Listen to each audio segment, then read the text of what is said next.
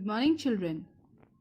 So, in the last video, we have read about the different kinds of animal tissues, and we have read about the epithelial tissue, its function and its types, and about the nervous tissue. So, today we'll start with the connective tissue. Okay, so let's start with knowing what is actually connective tissue. So let's start with the connective tissue. So as the name suggests, connective tissue connects the various parts of the body. It is different from other tissues because its cells are separated from each other, and the space between the cells is filled with matrix or a ground substance. Now let's see the location. So it is present between the tissues and organs, and it can be present in and around the organs too. The skeletal tissues is present in the form of bone and cartilage. Fluid tissue or connective tissue can be seen throughout in the body. Okay, so as blood and lymph. Now let's see the different functions of the connective tissue. Then we'll move to the types of the connective tissue. So connective tissue is basically a binding tissue and a packaging tissue. Okay, so it has many other important functions other than the binding and packaging. First, it binds various tissues together like skin with the muscles and muscles with the bones. It forms the sheath around the body organs and makes a kind of packaging like. Okay, so it is packaging tissue. The adipose tissue stores fat and insulates the body against the heat loss, and the supportive tissue forms shape and framework. Supportive tissue, you can take the example of bones. So it forms the framework of the body. Then the blood is there then. Okay, and lymphatic tissue is also there, so which helps in the body to build the immunity. And it how it makes the immunity? It produces the antibodies. So now let's see depending on the structure and function, the connective tissues are divided into three types: connective tissue proper, skeletal tissue, and fluid connective tissue. But a broader division shows you the different parts of these three tissues. Now let's see the different types of connective tissues. So connective tissues, first is connective tissue, then skeletal, and the fluid tissue into three broader parts. Okay. So in connective tissues, areolar tissue, adipose tissue, and fibrous tissue. So again, fibrous tissue is of two types: the yellow fibrous tissue and the white fibrous tissue. Okay. And the skeletal tissue is divided into bones and cartilage, and there are two types of cartilage: ligaments and tendons. And the fluid tissues, that are the blood and the lymph. Now let's proceed to the first one, connective tissue or connective tissue proper. So connective tissue proper connects the various parts of the body like muscles with bones and bones with other bones and so on. It gives support. How it gives support? By filling up the spaces between the organs.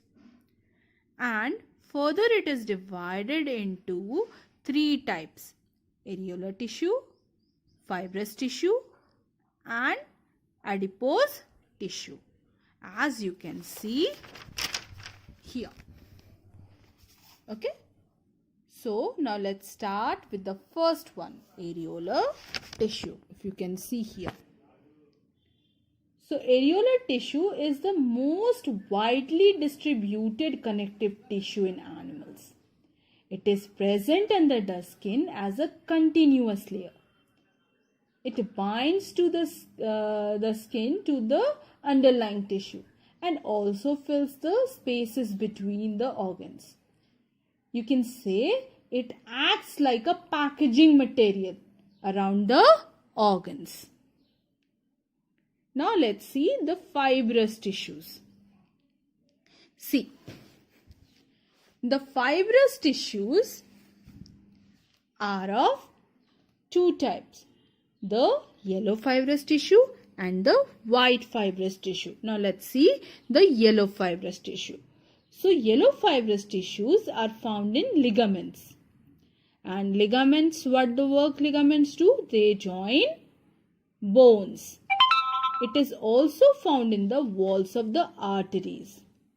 This is a very strong tissue, but it is not flexible. The white fibrous tissue is present in the tendons. It connects muscles with the bones. And this tissue is highly elastic and very strong. Okay. Now let's see the third one, the adipose tissue. Adipose tissue stores fats. In the adipose cells, which are filled with oil globules.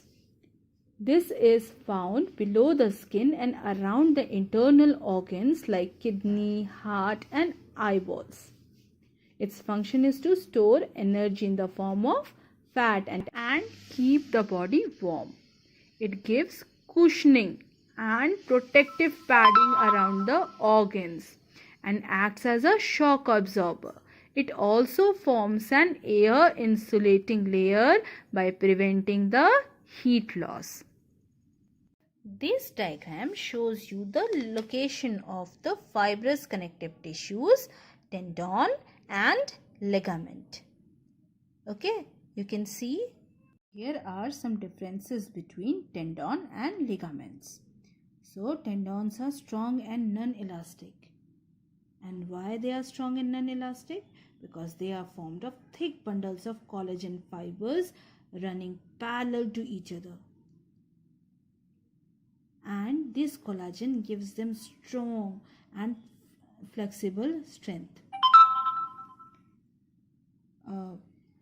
Ligaments, whereas ligaments are strong but elastic because they have a loose network of irregularly arranged yellow elastic fibers and some collagen fibers.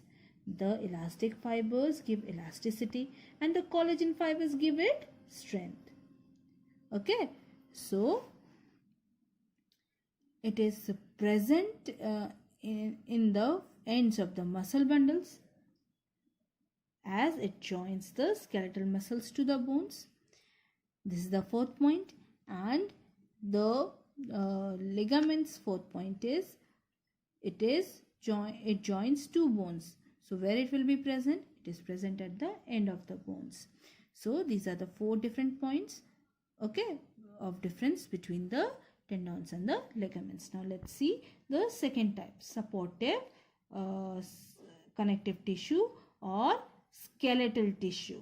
Okay, so skeletal tissue, see, skeletal tissue is the solid form of connective tissue. It gives support to the body and also forms the internal skeleton in vertebrates. So there are two types of skeletal tissues, the cartilage connective tissue and the bone. Okay, so here you can see the cartilage.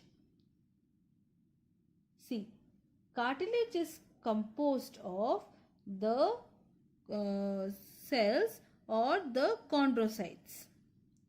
Okay, and ground substance matrix. It is non-porous and elastic tissue. Okay,